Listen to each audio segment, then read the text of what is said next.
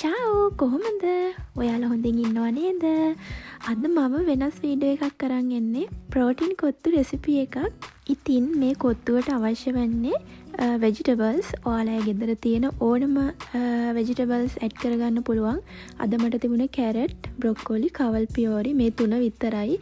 ඔයාලා කැමති එළවලු වර්ග මේකට ඇඩ් කරගන්න පුළුවන්. ඒ වගේම බිත්තර සුදු මඳ දෙකක් ඕනි වෙනවා. ඊට පස්සේ මේකට කහ, තුන පහ, කෑලි මිරිස්, තව සුදු ලූණු, ගම් මිරිස් පොඩ්ඩකුත් මේකට ඇඩ් කරගන්නවා. මේ විදිහට භාජනයක් ලිපේ තියලා තෙල් පොඩ්ඩක් දාන්න ඕනේ. දාලා අර අපි එකතු කරගත්ත ලූණු, සුදු ලූණු, තුන පහ ඒවා ඔක්කොම මේ විදිහට ඉස්සෙල්ලාම ටෙම්පරාදු කරගන්නවා. ඊට පස්සේ අපි කපාගත්ත එළවලු ටික මේ විදිහට ඇඩ් කරගන්නවා. ඉතින් මේ ටික හොඳට තම්බ ගන්න ඕන. අඩු ගින්දරේ පොඩ්ඩක් වහලා තිබ්බහම මේක හොඳට තැම්බිලා එනවා. ඒ කියන්නේ හොඳට බෙරි වෙන්නේ නැති විදිහට හොඳට තැම්බිලා එනවා.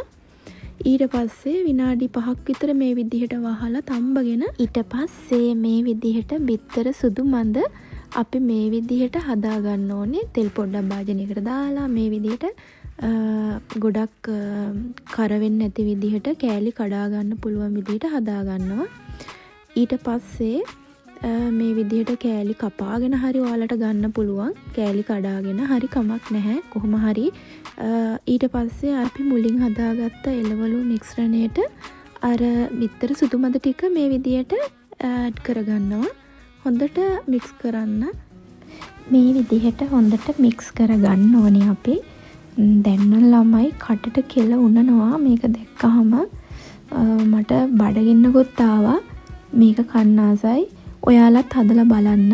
මේකට පාන් පිටි මොනවත් ඇඩ් වෙලා නැහැ. මේ වගේ කෑම එකක් ඇත්තටම ඇඟට ගොඩක් හොඳයි. මේ වගේ ප්‍රෝටීන් කොත්තු එකක් ඔයාලත් හදලා මට කමෙන්ට් දාන්න. එහෙනම් අදට මං ගිහින් එන්නම්. චාව්.